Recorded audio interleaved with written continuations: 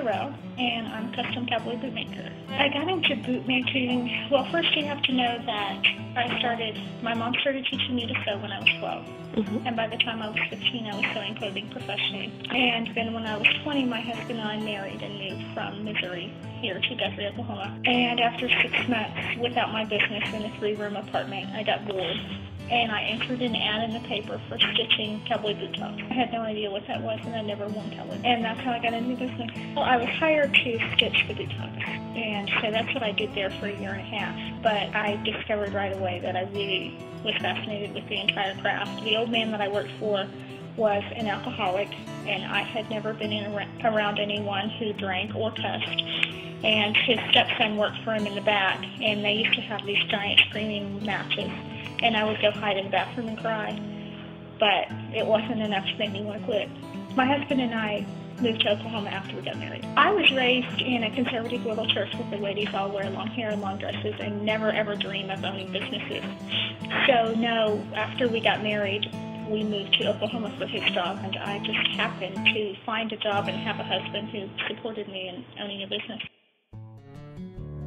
I originally had a small business in my home for about 3 years, and that was just stitching boot tops for other boot makers. But I paid another boot maker to train me the entire craft, and my husband built me a shop at his warehouse. And that was in '95, and then I bought this building, and well, I had it for 8 years, so around '92.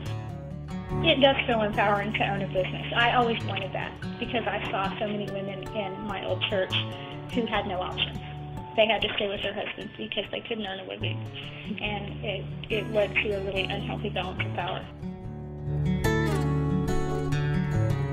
It takes me about a month to build a pair of boots, but there's a lot of wet dry time, and so it's not efficient to work on one pair.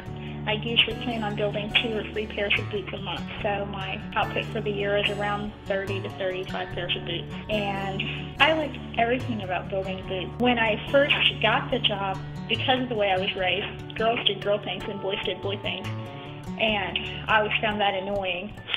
And one of the things that really attracted me to boot making was I got to sew, which I do enjoy, the artistic part of it, but I also got to hammer.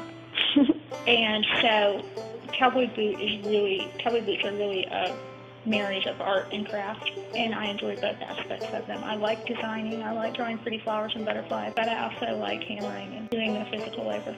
The design of the boot depends entirely on the customer. I have a portfolio of my own designs. I will reproduce vintage boots as long as they're no longer in production, and then sometimes I have customers who have their own ideas. So it just really depends on the customers. I get everything from you make me whatever you want to here's exactly what I want, don't change anything. Hello. It does take a month to build a pair, but my waiting time for boots is usually around a year. The way it happens is you place a deposit of approximately half, and that gets your name on the calendar. And then I don't really think about you again until your name comes up on the calendar 9 months or a year later or whatever. And then I build your boots. In the month I'm building your boots, I send you a statement for the final half. And of course, if I need to talk to you or send you the design for approval or whatever, then you can do that. Well, I always tell people that my favorite boot is the next pair.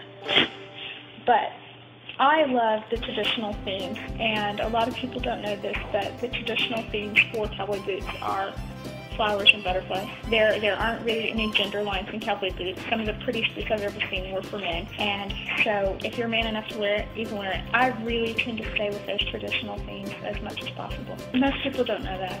Cowboy boots cowboys love beauty. I always have ideas in my head. I wish I had more customers who would say, make whatever you want. Because my head's always full of ideas of what I want to make next, and sometimes customers get in my way. I have favorite customers, mainly the ones who tell me I can do whatever I want. Last year, or a couple years ago, I got to make a pair of boots for a father and a son, and he said, surprise us. And I really, really enjoyed that. And then last year, I made a pair of boots for a show, and so I got to completely design those and choose the leather. And they went to a show in Germany, and I got to go to Germany for the first time. And I won a gold medal there. So that was very satisfying.